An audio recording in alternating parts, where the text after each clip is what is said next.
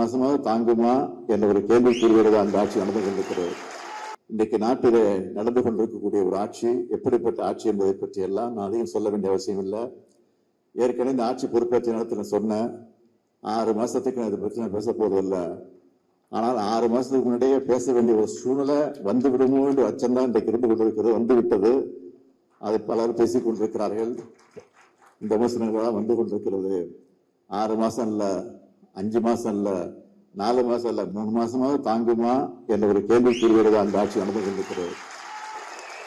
இந்த நிலையில தான் இன்றைக்கு நீங்களும் இந்த இயக்கத்தில் தங்களை இணைத்துக் கொண்டிருக்கிறீர்கள்.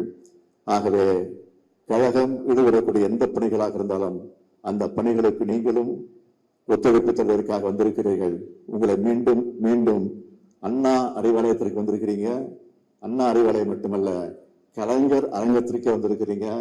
ஆக அப்படிப்பட்ட சூழ்நிலையிலே உங்களை எல்லாம் மீண்டும் மீண்டும் வருக வருக வருக வருக என்று வரவேற்று விடைபெறுகிறேன். நன்றி.